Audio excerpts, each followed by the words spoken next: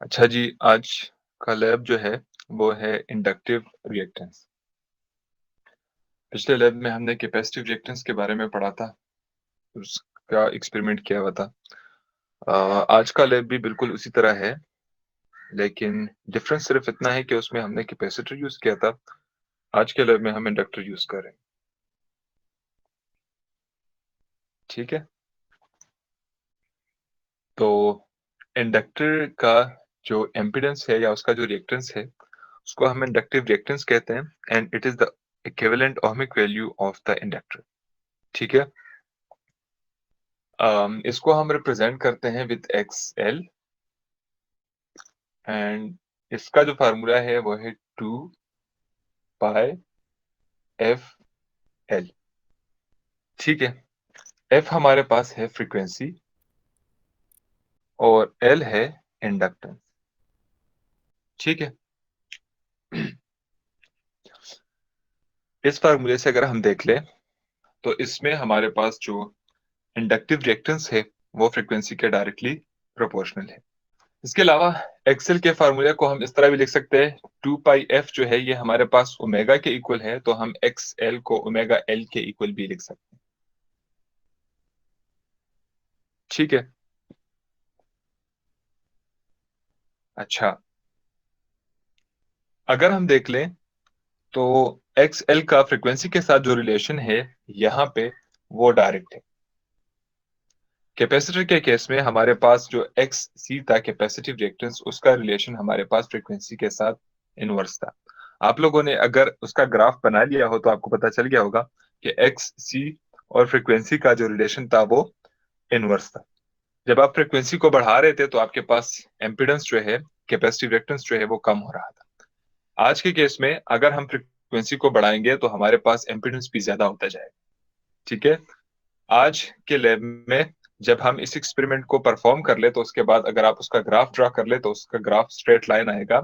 X L और F का एक दूसरे के साथ जो ग्राफ होगा वो स्ट्रेट लाइन आएगा। ठीक है, प्रीवियस लैब में कैपेसिटेंस के केस में कैपेसिटर के केस में हमने पढ़ा था कि जो करंट होता है वो लीड करता है वोल्टेज को बाय 90 डिग्री, लेकिन इंडक्टर के केस में करंट जो है वो लैग करता है वोल्टेज को बाय 90 डिग्री। ठीक है, दोनों में दोनों चीजें जो है वो एक दूसरे के बिल्कुल अपोजिट जा रहे हैं। ठीक है, स्टेप्स वही हैं एक्सपेरिमेंट के जो पिछले लैब में हमने किए थे। उन्हीं स्टेप्स को फॉलो करते हुए हम क्या करेंगे, आज का एक्सपेरिमेंट भी परफॉर्म करेंगे। सबसे पहले हम क्या करेंगे, हमने प्रोटियस के अंदर सर्किट डिजाइन करना है किस तरह का कि हमारे पास फंक्शन जनरेटर से हम एसी वोल्टेज जनरेट करेंगे। उसके साथ हमारे उसके साथ जो है वो सीरीज जो है, सीरीज में जो है एक रजिस्टर हम कनेक्ट करेंगे और उसकी वैल्यू होगी 10 किलो ओम की। ठीक है, उसके बाद सीरीज में हम इसी सर्किट के साथ एक इंडक्टर कनेक्ट करेंगे जो कि होगा 1 मिली हेनरी का। इंडक्टेंस का जो यूनिट है वो है हेनरी। जिस तरह कैपेसिटर के कैपेसिटेंस का फेराड था, इसी तरह इंडक्टर के इंडक्टेंस का जो यूनिट है वो हेनरी है। तो आज के लैब में हम 1 मिली हेनरी के लिए भी ये एक्सपेरिमेंट करेंगे और 10 मिली हेनरी के लिए भी इस एक्सपेरिमेंट को फिर आप लोग परफॉर्म करेंगे विद डिफरेंट फ्रीक्वेंसीज। ठीक है, ये तीनों चीजें आपस में सीरीज में कनेक्ट होंगी और फिर हम क्या करेंगे, हम अ, जो इंडक्टेंस है, जो इंडक्टिव रिएक्टेंस है उसको फाइंड करेंगे पहले ओहम्स लॉ से।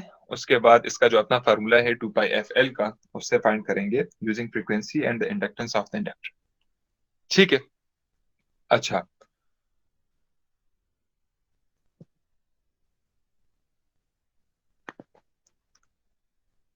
तो हमारे पास जो ओहम लॉ है वो है V equals to I R. ठीक है, तो हमारे पास ये तीनों चीजें सीरीज में कनेक्ट हैं और सीरीज में आपने आपने पढ़ा हुआ है, आपको पता है कि करंट जो है वो सीरीज में हमारे पास सेम होगा। तो हम क्या कर लेते हैं, हम सबसे पहले वी पीक टू पीक से क्या फाइंड करेंगे, I source peak to peak, और उसके बाद उसी करंट को इस्तेमाल करते हुए हम इंडक्टर के अक्रॉस जो वोल्टेज ड्रॉप होगा उसको फाइंड करेंगे और उससे हम एम्पीडेंस फाइंड करेंगे उस इंडक्टर का। ठीक है, तो सबसे पहले हम क्या फाइंड करेंगे, I source peak to peak using the formula V peak to peak divided by R. यहाँ पे जो हम V peak to peak use करेंगे, पीक टू पीक वोल्टेज जो हम यूज करेंगे वो होगा 10 ओहम, 10 वोल्ट्स का। और रेजिस्टेंस जो हम यूज करेंगे वो है 10 किलो ओहम का।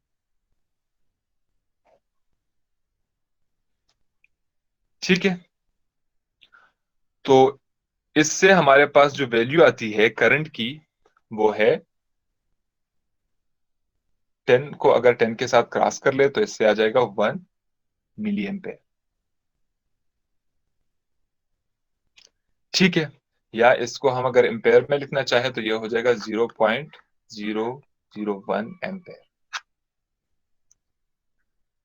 ठीक है, जब आपके पास I source peak to peak find हो गया है, अब आप लोग क्या कर सकते हैं, आप एम्पिडेंस फाइंड कर सकते हैं। अगर आपके पास इंडक्टर का वोल्टेज भी हो, उसके ऊपर जो वोल्टेज ड्रॉप है वो भी आपको मालूम हो, तो उससे और इस करंट की वैल्यू से आप उसका एम्पिडेंस मालूम कर सकते हैं using the same Ohm's law.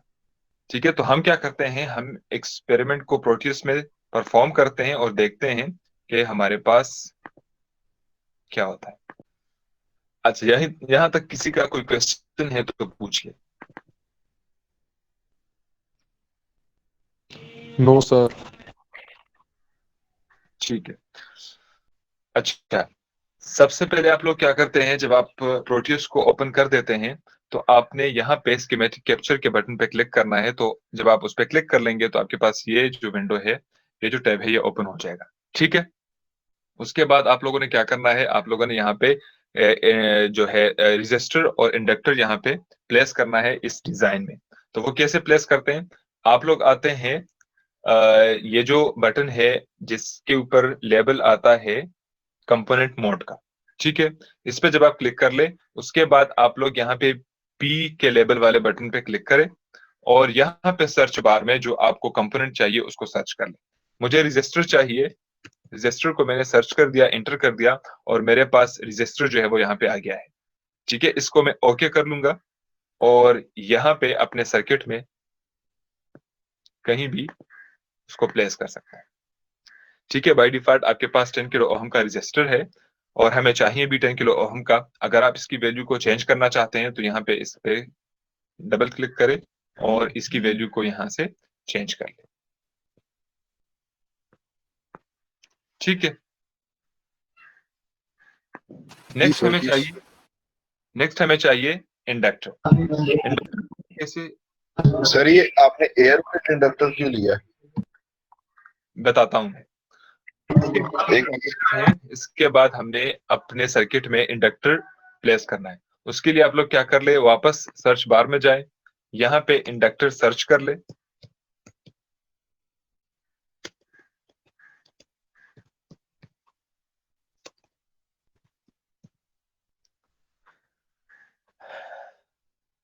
यहाँ पे डिफरेंट वैरायटी है आपके पास इंडक्टर के, लेकिन हमने जो इंडक्टर यूज करना है वो है एयर फेल्ड इंडक्टर।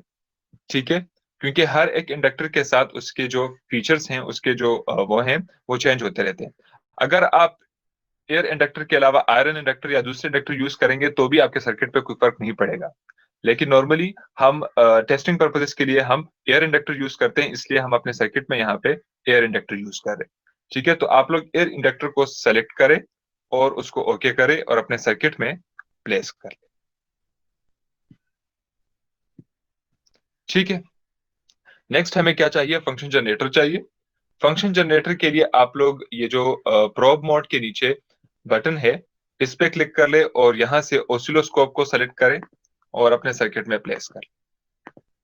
इसी तरह हमें चाहिए सिग्नल जनरेटर या फंक्शन जनरेटर भी इसको कहते हैं, उसको भी उठा ले और अपने सर्किट में, अपने डिजाइन में प्लेस कर। ठीक है, अब हम क्या करेंगे, हम इन सारी चीजों को आपस में कनेक्ट करेंगे थ्रू वायर। ठीक है, ये हमारा सीरीज कनेक्शन बन गया है फंक्शन जनरेटर, रजिस्टर और इंडक्टर के बीच। ठीक है, नेक्स्ट हमें क्या करना है, हमें सर्किट को ग्राउंड करना है। तो उसके लिए हम टर्मिनल मोड पे चले जाते हैं और वहां पे ग्राउंड सेलेक्ट करके अपने सर्किट में प्लेस कर लेते हैं। सर्किट ग्राउंड हो गया। अब हम क्या करते हैं, ऑसिलोस्कोप के चैनल ओ को फंक्शन जनरेटर के साथ लगा लेते हैं और चैनल बी को इंडक्टर से पहले लगा लेते हैं ताकि हम इंडक्टर का वोल्टेज ड्रॉप देख सके। ठीक है, सर्किट हमने कंप्लीट कर दिया है। अब हम क्या करते हैं, हम अब इस सर्किट को सिमुलेट कर लेते हैं। प्ले बटन पे क्लिक करें और सर्किट आपका सिमुलेट हो जाएगा। बाय डिफॉल्ट अगर हम देख ले तो हमारे पास सारे जो चैनल्स हैं वो ऑन है ऑसिलोस्कोप पे। हमें चाहिए सिर्फ चैनल ए और चैनल बी, उसको हम ऑन रहने देते हैं और बाकी चैनल्स को हम ऑफ कर देते हैं। चैनल डी को हमने ऑफ कर दिया और चैनल सी को भी ऑफ कर दी। ठीक है, ये जो चैनल है चैनल ए और चैनल बी दोनों को सेंटर पे ले आते हैं। ठीक है,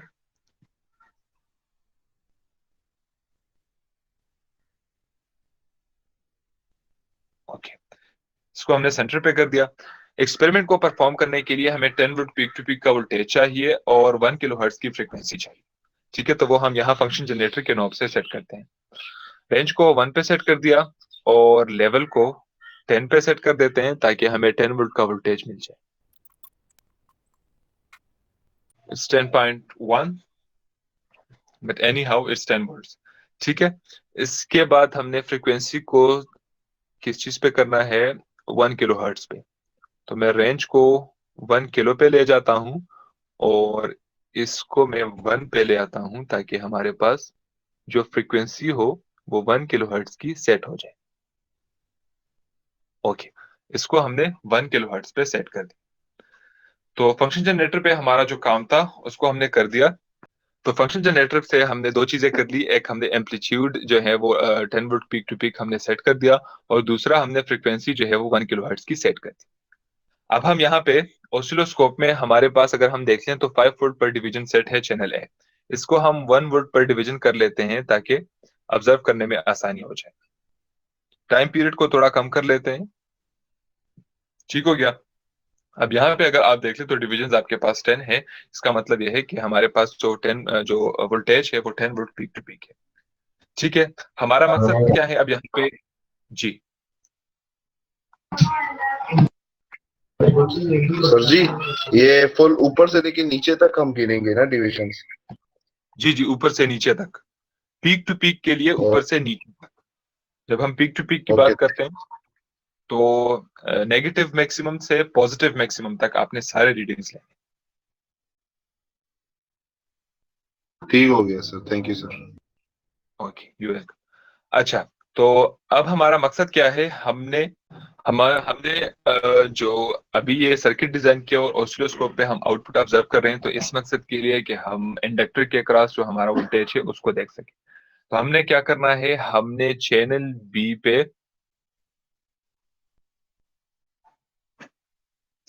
पे देखना है कि हमारे पास जो आउटपुट है उसका इंडक्टर का जो वोल्टेज है वो कितना है। तो इंडक्टर का वोल्टेज यहाँ पे 5 वोल्ट्स पर डिवीजन है जो कि बहुत ज्यादा है, लेकिन उसके ऊपर हमारे पास जो वोल्टेज ड्रॉप होगा इस केस में वो काफी कम होगा। तो हम क्या कर लेते हैं, हम इसके वोल्ट्स पर डिवीजन को कम कर देते हैं ताकि हमें वो वाज़ेह तौर पे नजर आ सके। ठीक है, मैंने इसको कर दिया 2 मिली वोल्ट पर डिवीजन। तो आप देख लें कि अब उसके रीडिंग्स लेने में हमें आसानी हो गई है। ठीक है, हम इसको सेंट्रलाइज कर देते हैं ताकि हमें, ओके, अगर हम देख लें तो हमारे पास इसके डिवीजन है 1 2 3 और 3 से थोड़ा सा ज्यादा, विच इज अबाउट 3.1 या 3.15 कुछ इस तरह का हमारे पास इसके रीडिंग्स आ रहे हैं। तो हम क्या कर लेते हैं, हम वोल्टेज को वो फाइंड करने के लिए हम रीडिंग्स को मल्टीप्लाई कर देते हैं वोल्ट पर डिवीजन के साथ। तो उससे हमारे पास वोल्टेज आ जाता है, किस चीज का वोल्टेज आ जाएगा, इंडक्टर के अक्रॉस जो हमारा वोल्टेज होगा वो आ जाएगा। तो अगर हम मल्टीप्लाई कर ले 3.15 को 2 मिलीवोल्ट के साथ, तो इससे हमारे पास जो वैल्यू आएगी वो किस चीज की होगी, वो इंडक्टर के अक्रॉस जो वोल्टेज ड्रॉप है उसकी।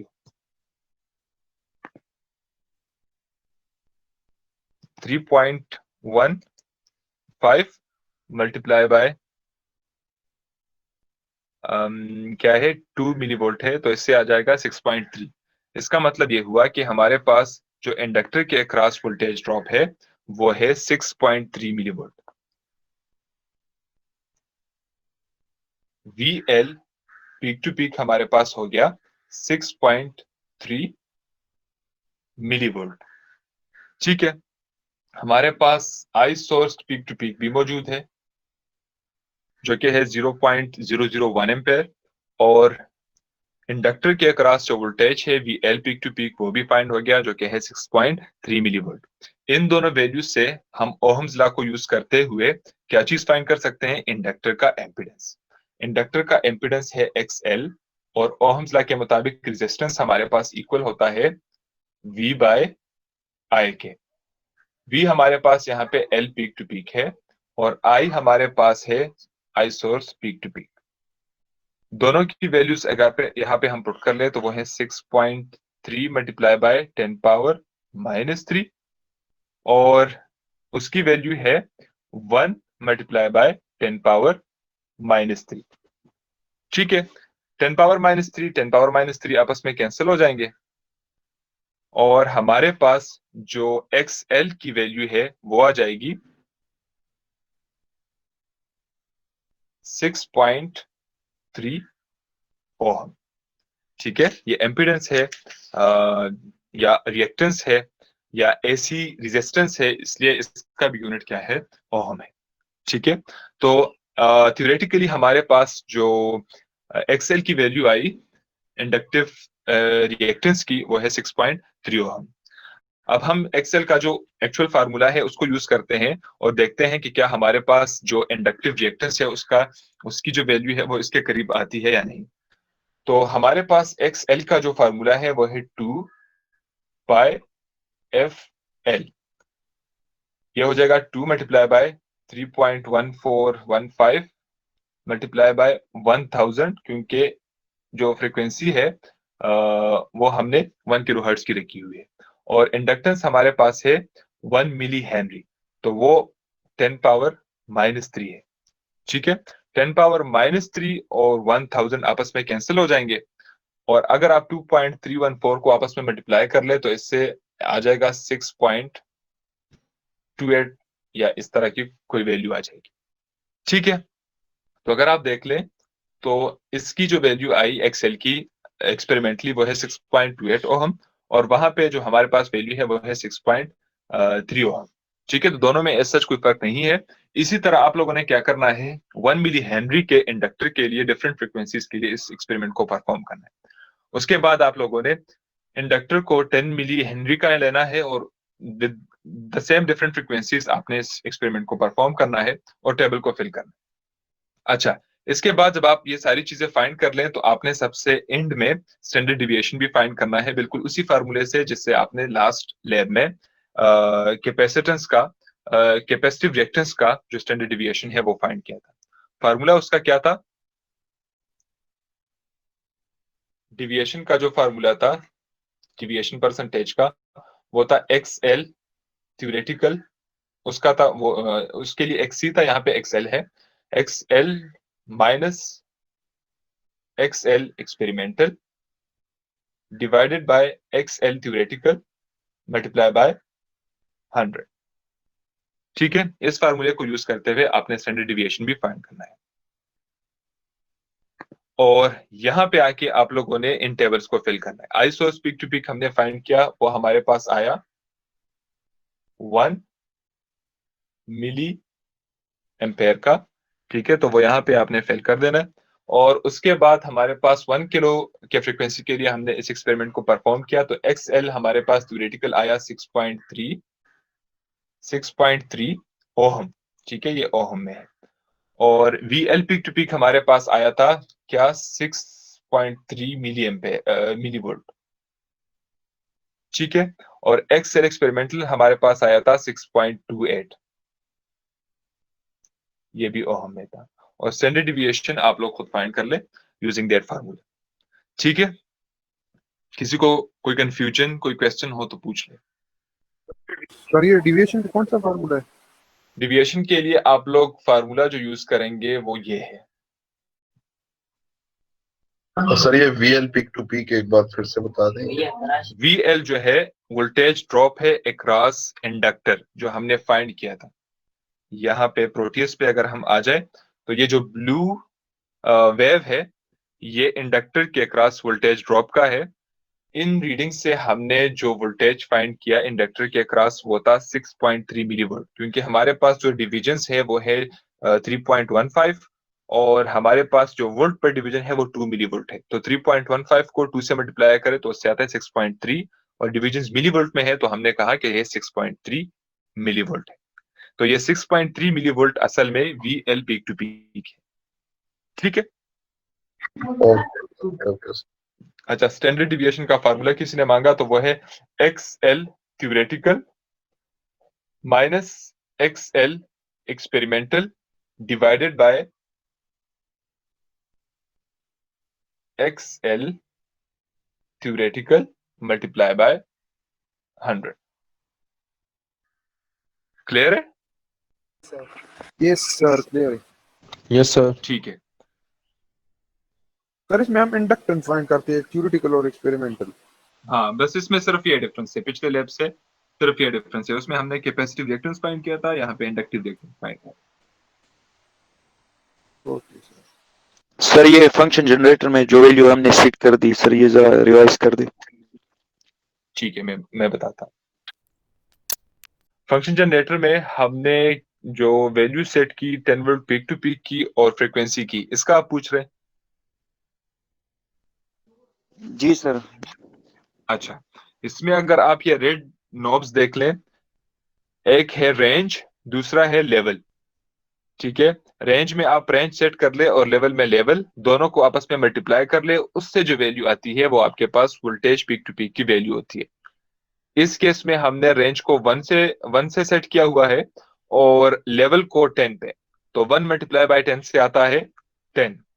ठीक है, तो इन दोनों नॉब से हमने जो voltage peak to peak set किया हुआ है वो है 10 वोल्ट। ये चीज क्लियर हो गई? जी सर। नेक्स्ट हमारे पास फ्रीक्वेंसी की सेटिंग है, तो फ्रीक्वेंसी में भी हमारे पास रेंज और सेंटर है। ठीक है, तो रेंज से हम रेंज सेट कर लेते हैं और सेंटर से सेंटर, दोनों को जब आपस में मल्टीप्लाई कर ले तो उससे जो वैल्यू आती है वो असल में आपके पास वो फ्रीक्वेंसी होती है जो जनरेटर आपके लिए जनरेट करता है। अब यहाँ पे हम देख लें तो रेंज को हमने 1 किलो हर्ट्ज पे सेट किया और सेंटर को भी 1 से, तो 1 multiply by 1 kilo is equal to 1 kilo. It means कि जो जनरेटर जनरेट कर रहा है वो 1 किलो हर्ट्ज की फ्रीक्वेंसी है। ठीक है। जी जी। सर आपने कहा था कि फ्रीक्वेंसी को मेगा में नहीं लेकर जाना है ना, लेकिन आज के एक्सपेरिमेंट में आपने एक रिक्वायर्ड जो लास्ट फ्रीक्वेंसी वो 1 मेगा पे चली जाती है। सर आपने कहा था कि इस तरह नहीं होना चाहिए ना। अच्छा, ऊपर वाले उसमें टेबल में 1 2 3 अप टू 10 के है, नीचे वाले में फिर 100 के है। ठीक है, अगर 100 के पे आपका एक्सपेरिमेंट सही से परफॉर्म हो रहा है तो आप उसके जो वैल्यूज हैं यहाँ पे फिल कर दे। अगर आपका लैपटॉप हैंग होता है तो आप ये 100 के वाला जो ऑप्शन है इसको या तो मैन्युअली कर ले या फिर इसको छोड़ दे। ठीक है। Okay sir. और सर हमने बस जस्ट ये तो 100 के तक है, मेगा तक तो इसमें है नहीं। 100 के इज डिफरेंट देन मेगा। ठीक है, मेरे ख्याल में ये चल जाएगा 100 के तक। कोई वो इतना मसला नहीं करेगा। अगर आपका प्रोसेसर हाई है तो मेरे ख्याल में ये चल जाएगा।